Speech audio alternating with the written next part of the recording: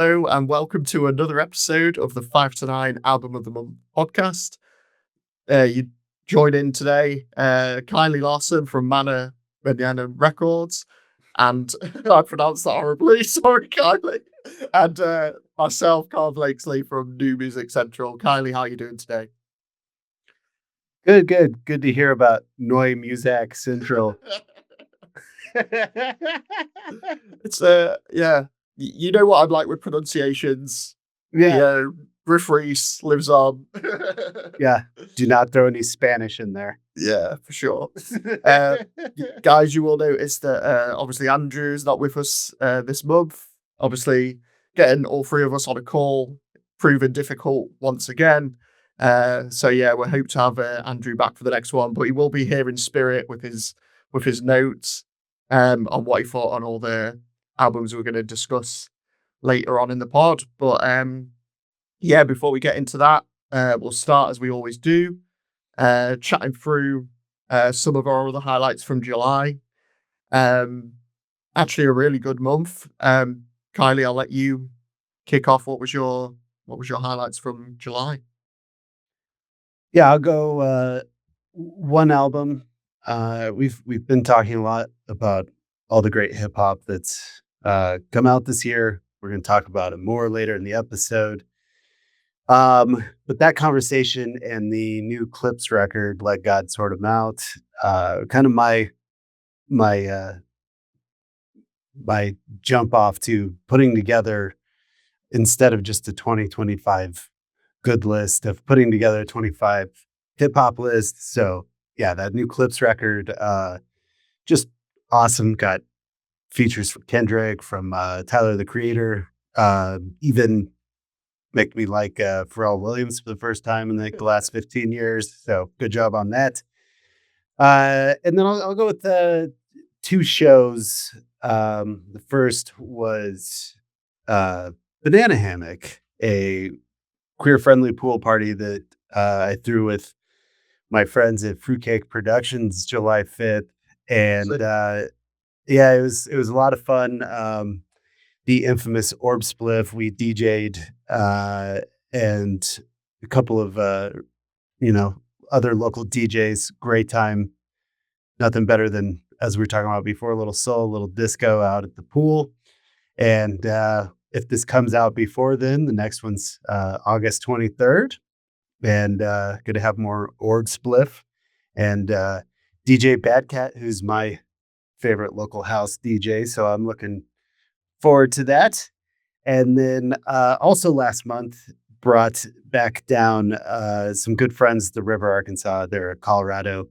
I, I say this often. I'm not always on board with Americana, but when it's the River Arkansas, we're having a good time. So brought them down for two shows, two different venues, and just a great time. People love them down here, good turnouts. So always good to see those guys, and yeah, enjoyable month. How about you? Awesome. There's some great local shows. I mean, I was gonna mention Clipse as well, so you kind of save some time there. I'll just second what a fantastic record. I'll also shout out because I know Andrew would have mentioned it. If you're mentioning Clipse, I'll just quickly shout out the Tyler the Creator record. Not always on board with what Tyler does sometimes. I wasn't a big fan of Chromacopia. I know a lot of people were. But this one was right up my street. Great beats, just real fun, kind of like bit of disco, bit of funk, just not too long, and yeah, just a real fun record. And like you say, just adds to the list of amazing hip hop records that we've had this year. So I'll shout that one out in lieu of Clipse, which is also great. And then the other album that I'll mention is one that I've recommended to you a lot is Adorning by Oliver Arnold and Talos. Um, Easily probably one of my favorite albums of the entire year. Oliver Arnold's is this Icelandic composer. He's done a lot of film and TV work. But then Talos, who is Owen French, who sadly passed away end of last year, only 36. Um, Also recommend his Choice Prize nominated debut if you want to sort of dig back into his work. But yeah, so this was kind of like a posthumous release. I believe they started it while he was still alive, and then Oliver Arnold's kind of finished it as a tribute to their friendship and to him as well. And as you can imagine, it's just yeah, heartbreaking in places, but just such a beautiful record. It's like a real ode to, life, friendship, and yeah, it's just one of those that like hits you all in the feels. Um, but yeah, it's definitely one for fans of, Sigur Rós. Obviously the Icelandic like influence comes through strong on that record. Um, but yeah, big shout out to that record. And then the last thing I'll pick, I'll just talk about, festival season was kind of in full swing for me. There's a few I could have mentioned, but I'll just mention one of them. Each year I try to get myself to a new European festival that I've not tried before. This year we finally ended up at Rock Werchter, which I'll just flash up there. I took the complimentary cup home as you do. But yeah, it's one festival that's always been in the mix.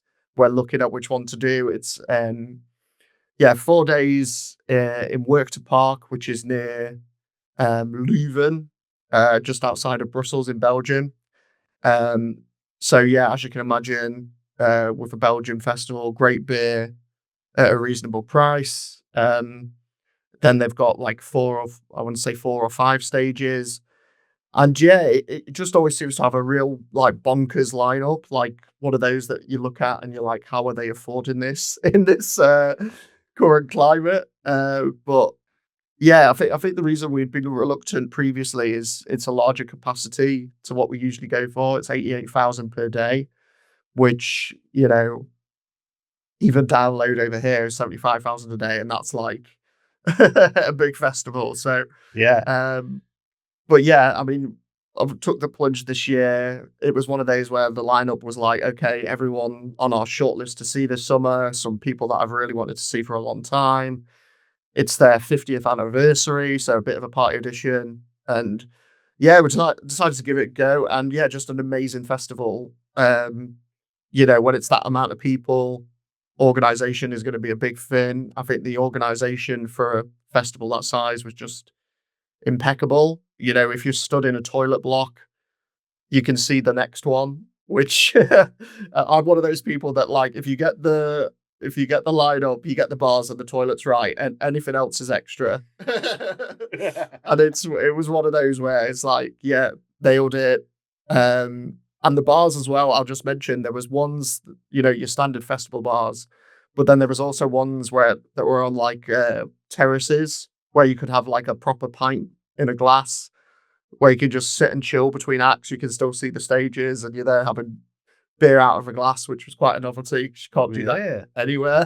But and yeah, it was like the music tents weren't just your standard like festival tents. They were like pop-up arenas with seating, sound systems, video screens outside. So if you can't get in the tent, you can still like chill on the grass and see the acts and hear them.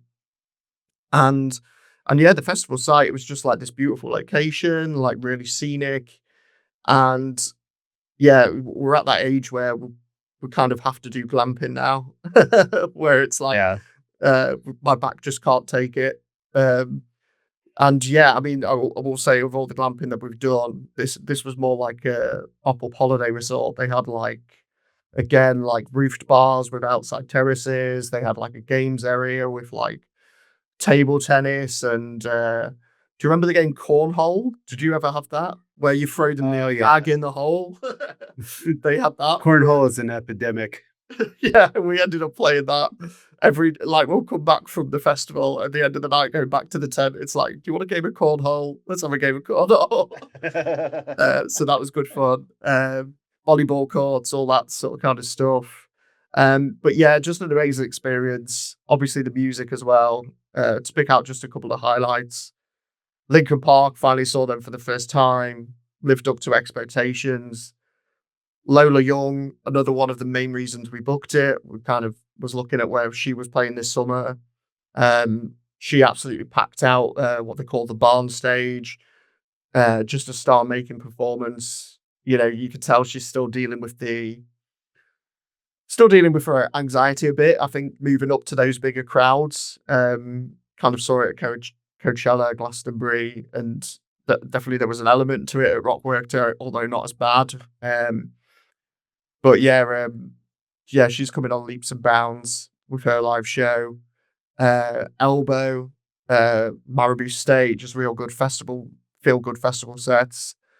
You know, the smaller acts that we've, you know, mentioned on the pod, Ali X, she was great to catch her.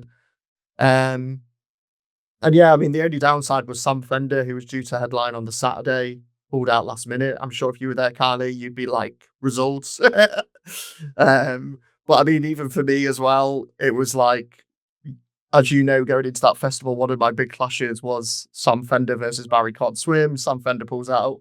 Oh, it means I get to see Barry Can't Swim. Big audience for our boy Barry. Yeah. So good substitute there.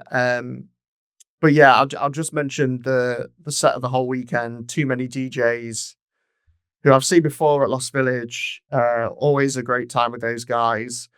They were doing like this closing party to celebrate 50 years of Rock Werchter, where it was just a mix of all the artists that had played it over the last 50 years. So starting with like David Bowie, Velvet Underground, going right up to like, you know, Charlie XCX and all this kind of stuff. And it was just one of those, I can't even do it justice. It's like one of the best festival sets I've ever experienced. It was just 45 minutes jumping from like classic song to absolute banger. Like the production, they had lasers, like fireworks, confetti. Like they really put on like a closing party to celebrate, like as a celebration of the festival. It was out of this world. They ended on Killing in the Name by Rage Against the Machine. Just played that. Absolutely lost my head. It was so good. But yeah, the full set is on YouTube. But again, it's one of those that doesn't really do it justice, but it'll give you an idea of like the set that they put together. So yeah, that they were. I wouldn't expect them to be my highlight, but that was by far, you know, the pick of the festival. So yeah, that was Rock Just Werchter. the right amount of DJs. Yeah, just the right amount. Perfect. So that was our July highlights. We'll now jump into our 5 albums. And first up this month, we have Highlights not Highlights, Headlights by Alex G. It's because we were talking about July highlights. That's what it is. But yeah, this was your pick, Kylie. What did you make of Headlights? Yeah, there's some highlights on Headlights. Yeah, I chose the latest Alex G just because Alex G is someone that you know, like a lot of people, I came along to his stuff last decade when he was doing the self releases, Race, Rules, Trick, DSU. I think those 4 right there. At the time, I don't go back and revisit them often, but at the time, I just couldn't get enough. It felt like a continuation of Elliott Smith without as much heaviness to it. You know, a little bit of that Kurt Vile oddity. So Alex G really, you know, hit me in a good place last decade. And I chose this record because the last few, I think House of Sugar and God Save the Animals were his last 2 proper LPs. He's done some film scoring and definitely, you know, blown up over the last 5 years as much as an indie artist can. So I was hoping for, you know, a little return to my enjoyment of Alex G. Headlights is his, after all these records, his major label debut. He's on Sony now, which is I'll say a bummer to me.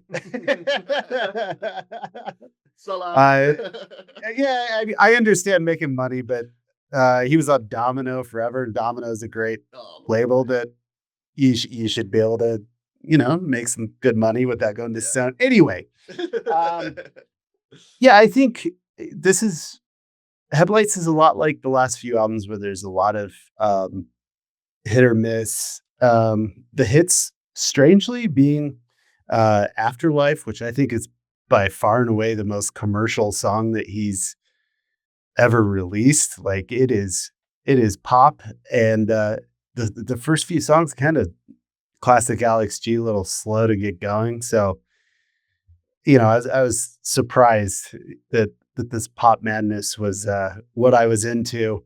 Um, I also really like I think Bounce Boy is the weird, kind of almost like a little Deftones to it, left field heaviness. And Louisiana, those are kind of the highlights on there, but a lot of this record, he didn't really change up his sound too much going to major labels, so I guess kudos in a way. But I think 15 or so years of the Alex G formula. I think it's great. I'm happy for it. It's the same way I feel a lot about like Mac DeMarco. A lot of these indie guys, um, I appreciate what they're doing, what they continue to do, but maybe personally, I'm just not in the same level of interest as I was last decade. So I think there's some good parts. I think a lot of it's just, if you like Alex G, then you're probably going to love this record. And if you're still on board, it's good. I think when it veers from the typical what we've heard for a long time is, I think, when it's kind of fun. interesting. So, I mean, from my side, I was kind of pleased that you put this one on the board for this month. Alex G, an artist I've heard the name. I've been meaning to kind of dive into properly for a long time. Never really got around to it. But yeah, he's always kind of been one of those artists on paper that has always seemed like, this should be right up my street. And obviously, I read that he worked behind the scenes on albums from Frank Ocean and Halsey that I really love too. So yeah, it was kind of like going into this one. It's like probably should like this, and I think my assumptions were correct. I did end up really liking this record. I think it was one of those ones that on the first couple of plays, it wasn't quite hitting for me. I found myself kind of switching off at certain points, but if it's one of those that for me, like if it gets you in the right mood, you can just put that on and it's just like utter bliss. I mean, the first half in particular is just sensational. You mentioned Afterlife, just an absolute bop. Um, June Guitar, which is the opener, it's just like this really rustic song with those plucky guitars and the accordion that comes in, and uh, yeah, I mean, I just love the arrangement, love the melody, just the whole vibe of that track. And then yeah, I'm a sucker for strings. We get those gorgeous strings on spinning, um, mixed in with like some slack kind of grungy guitars. So yeah, it's one of those albums that just ticks a whole load of boxes for me. I think maybe because of how much I love that opening 5-track run. You mentioned Louisiana Bounce Boy. For me, that was the point where maybe I was switching off a little bit. I think it's just the distortion or like on his voice that he puts on those tracks. It's one of those where I was like, I'd love to hear a live version. Sure. Because I think maybe it's one of those where he spent too long in the studio and he's added more to it than maybe it probably needed. Because like underneath, like the distortion on the guitars and his voice, you can kind of hear some, well, to my ears anyway, something that like kind of grips me. But yeah, there's almost too much going on those tracks for me. But back end, Oranges gets things back on track. Like this really sweet, understated song. Far and Wide, I love as well. It's got more strings. Again, I'm just gonna always give a song with strings on it like that a thumbs up. Um, and yeah, I'm not sure if the live cut that's at the end of the album was a part of the official track list. It was there on Apple Yeah. Music. Yeah. But I enjoyed that as well. Logan's Hotel, really cool, like little live track right at the end of the record. But yeah, overall, I think a great first full length experience with Alex G for me. Like you said, maybe a couple of skips, but I probably benefited from the fact that wasn't familiar with his older material. It sometimes goes like that. But yeah, I'd say for me, the high points on this are high enough that I can forgive a couple of skips. So yeah, enjoyed this pick and looking forward to, you know, going back into his catalog and exploring a bit Yeah, further. definitely. I'm glad to hear that you liked this record, and if that's the case, definitely like Trick and DSU, you should revisit those. They're really great records. So yeah, Andrew. Actually, say what you mentioned about Alex G as well. So for Alex G, he starts beautifully with one of the best songs of the year so far, June Guitar. So again, I was a big fan of that. I know you were as well. Uh, but then he struggles to maintain high standard throughout. Far and Wide, another excellent tune, good album overall. So reasonable thumbs up for Alex G. So next up, our second album this month is Loner by Barry Called Swim. And yeah, I remember when we reviewed, you know, I should say this was my pick for this month. I think if I hadn't have picked it, it probably was in contention for you as well, Kylie. For sure. Both big fans of Barry's work, and I think I remember when we reviewed his album back, was it October 2023? Yeah, I think Yeah. so. Yeah. Yeah, yeah, because he was nominated for the Brit Prize. Yeah, it was one of our main points with that album was, this is great, but imagine if it came out in the summer rather than in autumn. And Sure. I remember I probably played uh when oh god, what's the debut called? When Will We Land? Yeah, Yeah, 2023 was one. Yeah. yeah, yeah. I played that last summer a lot, and I Yeah. feel then like yeah, July or August 2023 would have been a better time to release that record, or even last summer. But yeah, it seems like he probably heard us as he's tapped into probably the seasonality of his music this time around, giving us an album in July. And yeah, I think for me, it's another really enjoyable summer record. I think sonically, there are some differences between this album and the last one. I think when Will We Land it was mostly like this, quite chilled out experience, really soulful, quite tribal in its rhythms. Whereas this time around, there are those, harder, made for the club moments, goes a bit trancy. Case in point, the opener, which then goes into different, the synths on those two songs sound like, alarm telling you that this is about to go off. Yeah. It's like a warning, and then the big beat drops come in, and later on in the track list you got About to Begin, which has that, as you can probably tell by the name, has that similar kind of energy. It's very kind of Chemical Brothers influence on that song, which obviously naturally going to love it. Still Riding, which I think was the lead single. Different vibe different vibe to that track compared to something like Sun Sleeper or How It Feels off the last record. So yeah, I think that's the noticeable difference between this album and the debut for me. Is he's definitely he's done this with festival season and maybe those bigger shows in mind. But that said, I think everything that was great about that last album is still here as well. He has his poet friend Seamus, who gives us those moments that are similar to Deadbeat Gospel on the debut. Yeah, I'm really enjoying those collaborations. They're building upon them on this record. I could do like a whole album of those two together. or Yeah. at least an EP. Absolutely. You know, those heady beats and then, you know, a bit of spoken word poetry.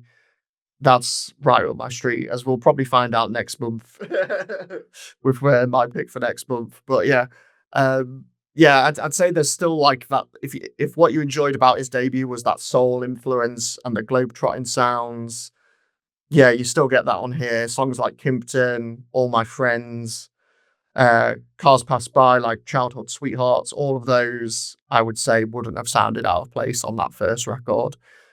He's kind of given us more of the same on that, and I'm quite happy. So yeah, it's basically Barry giving us more of what was great first time around, but then he's, like I said, he's kind of almost like beefing out his set list, his live set list with those more intense electronic numbers that you know are just going to send people nuts at festivals or in a live setting. And I think overall, I probably still prefer the debut just about, but this is one, you know, no sophomore slump. Um, and then, yeah, just a very good follow up to that first album. I'll just bring in Andrew's notes on Barry Can't Swim's record before we then move over to you, Kylie. So for Barry Can't Swim, an improvement on his debut. So I I would say maybe not quite, but for Andrew it was improvement on his debut. Nice and cohesive. Duo of Kimpton and All My Friends, the high point on the album. Like Alex G, is a bit inconsistent with some more forgettable dance numbers, but again, a good effort. So another thumbs up for Barry Can't Swim from Andrew. What did you make of it, Kylie? Yeah, I think almost beat for beat, I would say the same things that you did. Yeah, I think this is a good continuation of that debut record, and there are some bigger bangers on here, which I really enjoy as much as my dog hates the opening track, "The Person I Like to Be." We've tried it a few times, and I realized I've just got to listen to that when she's not around because The headphones. not a fan. Wasn't it on pitch, but Yeah, that yeah, stuff. it's that siren, in the backseat of the car. She's not happy. Um, like, yeah, and I just have to say too, like Andrew saying Kimpton and All My Friends being the highlights. I would agree. I love those tracks too. Um, I just can't help but think about kind of uh in 2025, like Moby, like Mm, what a joke slash forgotten kind of, you know, creator he was. I think he still puts out records. But like Kimpton and All My Friends, those are straight, mid 90s Moby for sure. Yeah. influence written all over that. And as someone that loved Moby during that time, I'm on board with them. Yeah. But yeah, the continuation of the world music. I think my favorite tidbit um, that I read was for the last track, "Wandering Mount Moon," which is a gorgeous track. And then you read the little factoid that Josh Maney Barry heard the string part in the bathroom in an Indian restaurant and Shazammed it and built a track around it. And so I think that's pretty funny, pretty cool. I love Yeah, it's cool. But yeah, I mean, continued love of Barry. I am starting to mourn the jazzier influences that he had on his first singles and early EPs, and kind of what pulled me in. But uh, that being said, I'm happy to be along for the ride and continue to loving his music as he grows. awesome. Yeah, I love that tidbit. That's Yeah. the alchemy that goes into song making sometimes just blows my mind. It's like I was watching I saw a clip where it was like showing how the string beat on Faint by Linkin Park was made, and it was like it they basically took it from a snippet of From Russia with Love by James Bond. It was like one scene. there was like this bit of the soundtrack. They literally put it in, reversed it, did some magic to it, and it's like blows my mind. I love stuff like that. And then probably just sample it live, right? Exactly. Exactly. Yeah. So, so yeah, that was Luna by Barry Cod Swim, and then the next record, I'm gonna have to remind myself of the whatever. Whatever. Uh, it's perfect, actually. Whatever. Yeah, it's called whatever. So yeah, whatever by Big Lon Sun is our third record. Kylie, do you want to kick us off on this one? I think it's an artist that, in general, we weren't overly familiar with. Yeah, I think this was Andrew's pick. Yeah. Do you want to read what he had to say about it, and we'll build Yeah, out? so let's go to Andrew first then. Yeah, it's Whose pick it was. So he put some strong moments on here, but a bit messy and spoke like Zara, a real low point. Lots of potential on this album, but an EP would have worked better. So sounds like he Yeah. enjoyed some of it, didn't like a lot of it, and he thinks it could have been shorter. yeah. So this is Jamie Broughton from Brighton. Your way, Broughton from Brighton, and I think this is his debut LP.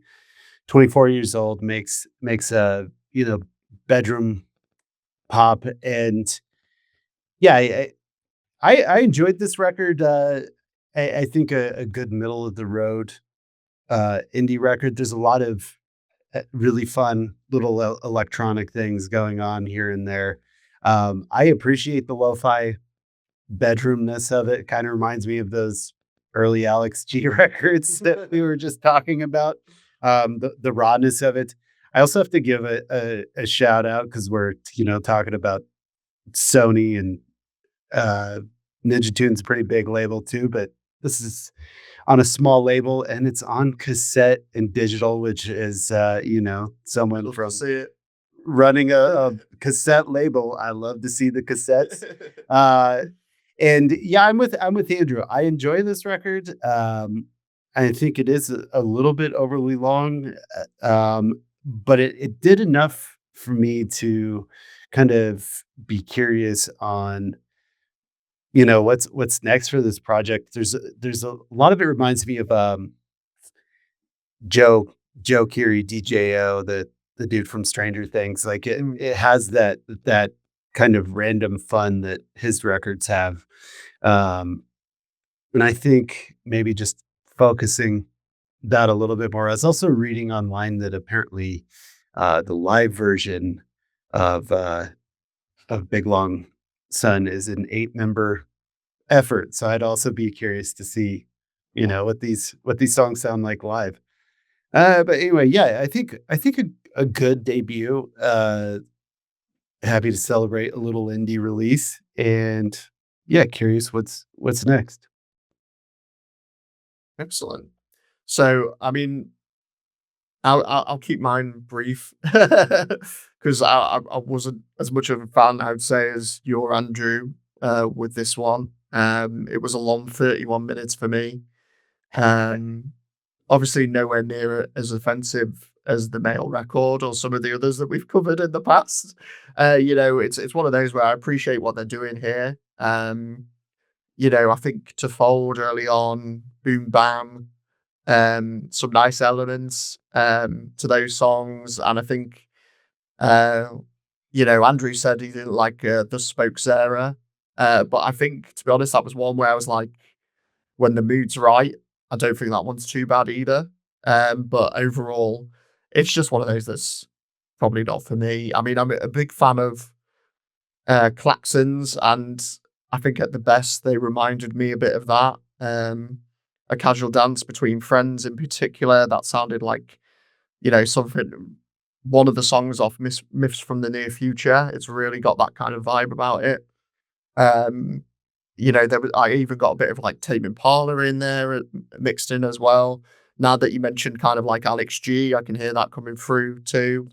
But yeah, I think it's one of those experimental records where they seem to throw everything into the mix to the point that it just ends up sounding to me like something unpleasant.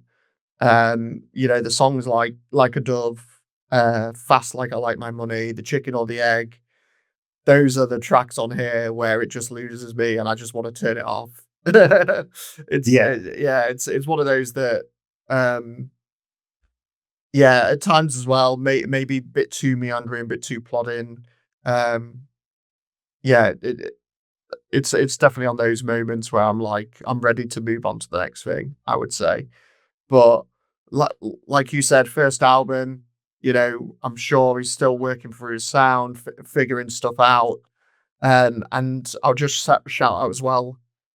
I know Andrew picked this um, from one of our favorite kind of promoters or band promoters, Elvis. I can't remember his last name now. That's awful of me, but Elvis from Blue Moon PR, who sent this one, just absolute legend. He's put me onto some real great music in the past, and yeah, this is a little, independent artist, and it's just good to give him a shout out on the pod.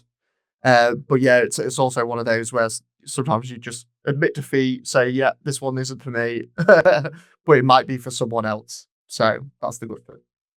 Um, so yeah, a bit of a mixed response to Big Lon Sun there. But we'll move on to the fourth record, which is the record by Open Mike Eagle. Yeah, Neighborhood Gods Unlimited.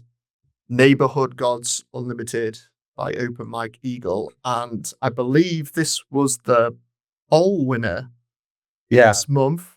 So, but your selection for the poll. So take it away. Yeah, always happy to talk Open Mike Eagle. Every time the pod WhatsApp veers towards Kanye, I'm just wanting to talk about Open Mike Eagle, my guy. Yeah, this the second Open Mike Eagle related thing for the year. Uh, his other project, Previous Industries, I believe, is what it's called. Put out a new EP. This buddy Video Dave, and I think the Open Mike Eagle solo related things. He's just been on fire for pretty much his whole career, and I would take this one up a notch from the previous one from 2023. Was it Ghetto Engineering? Um, just I think Mike's mix of the nerds, the dorks love him. He's got some great pop culture references, and uh, dude always makes me laugh. Like just even the opening track, "Woke Up Knowing Everything." Yesterday, was a head ass or whatever he says, and it just cracks me up. I think the other highlight too, especially with the new Superman movie out, my coworker Clark Kent's Secret Black Box, that song just cracks me up. Written from the perspective of some lackey at the Daily Planet. Uh, just so good. And also Wide Leg Michael Jordan, Generation X Jeans. That one gets me too. But yeah, I think just I don't know what there is to say about Open Mike Eagle that hasn't already been said. Great beats.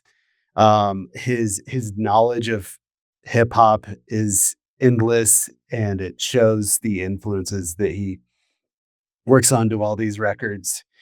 And yeah, just continues to be my go-to MC, producer, whatever you want to call him for hip hop. I love him. He's great. Awesome. And yeah, I mean, Open Mike Eagle, someone, Kylie, you've recommended to me so many times. And I'll say, like, so far, some of his stuff I have struggled to kind of get into, I think it's true of a lot of underground rap where, something about the offbeat nature of it doesn't always hit the mark for me when it comes to, what I like in terms of my hip hop and rap stuff. But, you know, much like Billy Woods earlier this year, um, I think I mentioned a month or two ago, another artist that I've kind of always struggled with, probably made one of his least accessible records of like in his history, but that was the one that finally clicked for me. But I think by comparison, I think this one from Mike is quite accessible compared to some of his previous work. Sonically, it's always interesting. It's got its groovy moments, but also, some of those, off kilter moments too, which I find quite fascinating here. Um, Production wise, it's pretty much spot on. It's polished, but it also manages to bring you into that world of. I was reading about the concept, and it's like a low budget, television broadcast, and I think it really Yeah. brings you into that. It brings you into that world. So yeah, I think conceptually, lyrically, it's always an interesting listen. One of those albums where I'm more likely to play the whole thing as well rather than dip in and dip out. Um, but yeah, I mean, in terms of favorites, it would be the opener, Contraband. I love the guitar licks and like the jazz instrumentation that comes in. Um, and Rejoinder in the back end as well. Got that, the like a chill groove to it. Reminded me of something off To Pimp a Butterfly by Kendrick Lamar, which obviously isn't going to be a bad thing. So yeah, it was again much like Billy Woods earlier this year. I went into this one thinking, oh, let's see how I get on, and I actually ended up really enjoying this one. Maybe haven't revisited it as much as some of the, you know, likes of Clipse or Tyler the Creator or some of those, but it's one of those that every time I do go to spin it, it just impresses me more. Impresses me more each time. So yeah, big fan of this record. And we'll just go over to Andrew to see what he thought of Open Mike Eagle. Uh, he put a real ride once I'd locked in to his inimitable style, opening track and relentless hands and feet, the standouts continuation of strength of rap records in 2025. So yeah, completely agree. Heck yeah. This is another one to add to the pile for sure. Yeah, and I just remembered too, I think I had mentioned it for May's picks, but the last Aesop Rock record, which has been one that I've been spinning the hell out of too. Also, shout out Open Mike Eagle's got a little feature on that one too. So busy guy. Sure, he gets himself about. So, great stuff from Open Mike Eagle, and we now move on to our last record, which this month is Moisturizer by Wet Leg. This was selected by our guest picker, Matthew McLister, who runs the Blinded by the Floodlights indie music blog. You can keep up to date with the blog by following @Blinded by the Floodlights on Instagram. And let's start by going over to what Andrew thought of this record. So we'll kick ourselves off with what he made of Moisturizer by Wet Leg, because Andrew is probably the biggest Wet Leg fan, I'd say, out of the three of us. So he put nice cohesive follow up to their debut, ostensibly about I've probably said that completely wrong. he's used a word I can't pronounce. He's done this to haunt me. Yeah, what you said. Ostensibly about lead singer Rianne Teasdale falling in love and discovering her queerness. More festival-ready tunes. Also has some filler. Catch These Fists, the standout. So yeah, that's what he made of it. So I think he was quite pleased with it. He said some filler on there, but I think overall quite impressed. And yeah, I mean, as you know, didn't buy into the Wet Leg hype myself off their debut album. I think I enjoyed the novelty at first with the likes of, Chaise Long and Wet Dream and those songs, but soon wore very thin. And I just didn't understand the acclaim. I thought it was fine, but I think to the extent that they were getting praised was kind of a bit baffling to me. Um, I've kind of compared them to as the you might not know this band, Scouting for Girls, which are like a British band that they write one riff, one chorus, and then they just repeat it for the entire song. It's like we've done all we need to do. Let's just do that over and over. They're kind of like the punk version of them for me. Yeah. Just repeat it for 3 minutes and then pass it off as a song. So yeah, I went into this with quite low expectations, and you know what? I don't think it's that bad at all. I think for the most part, the issues that I had with the debut have been addressed. Um, I know Andrew said he thought Catch These Fists was the standout. To be honest, I still found that a little one dimensional. The same with CPR. Um, uh, those two, which were the singles, that still don't do too much for me. For me, it's the other stuff here, but where it seems that they've like really honed their songcraft a little bit and taken themselves maybe a bit more seriously, which I feel like they needed to do to like grow as artists. And yeah, I think it makes for some like quite nice moments on here. Really like the soft shuffling of Pokemon. 1121 is like this real sweet kind of rockabye ballad. Davina McCall was probably my favorite of the pre-released singles. Munch 2, really enjoy that song as well. I think those moments on here where maybe they're kind of leaning into their softer side a bit more and doing something a little bit different to what they did on the debut, they're the ones that stand out to me. I think because lyrically they feel more mature, and then sonically because it's such a departure from what they gave us on the debut, those are the ones that I find are resonating a little bit. But there's still those fun rock moments on here too. Pillow Talk is probably the standout on the rockier tracks for me. Almost a bit Queens of the Stone Age with those buzzy riffs going on. Um, so yeah, not too much more to say other than I came into this one, not expected to like it at all, and I think I actually ended up quite pleasantly surprised with how much I enjoyed it. So yeah, some noticeable growth from Wet Leg from the debut album for me. I think by finding love, they found a maturity in their songwriting.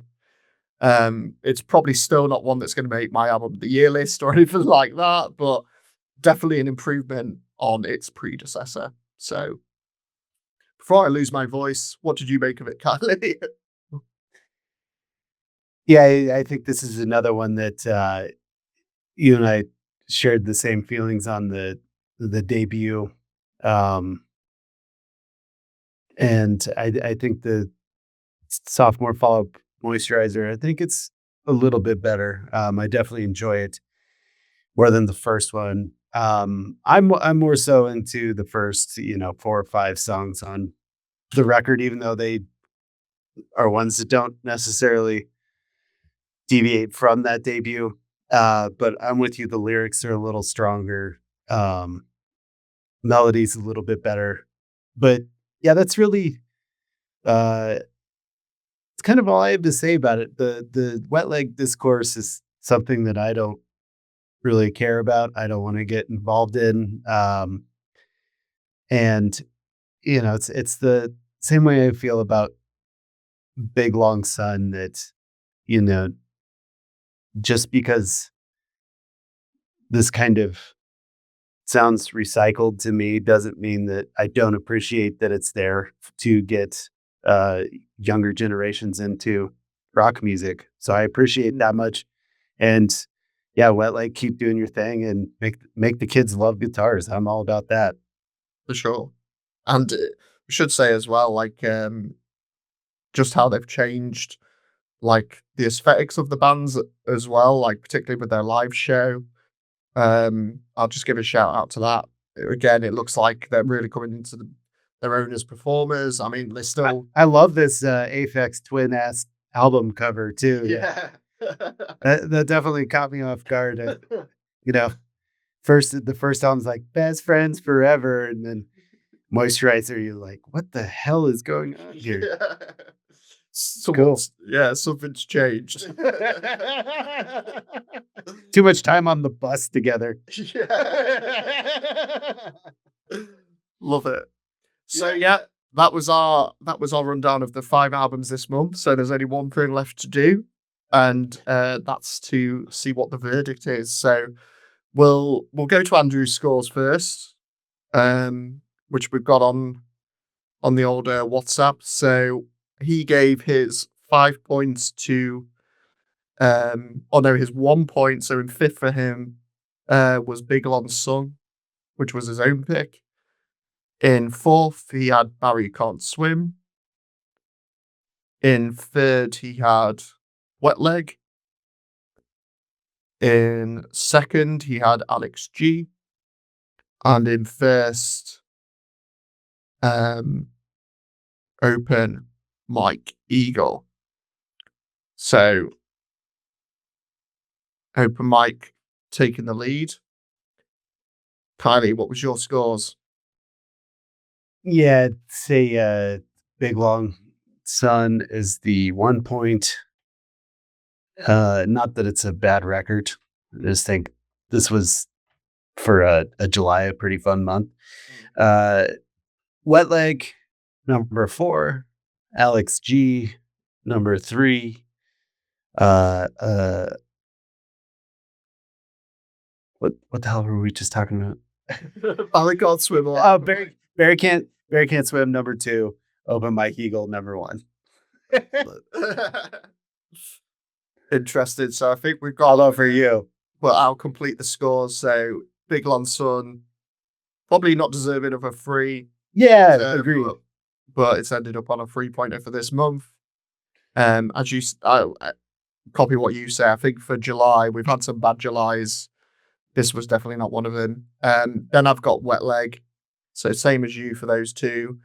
And then this is kind of like a coin flip for me because I probably like them all the same, but they're all different genres, which always makes it harder to put one before the other. But I've landed on Open Mike Eagle, number 3. Alex G, number 2. And then because it's summer, Barry Can't Swim as number 1.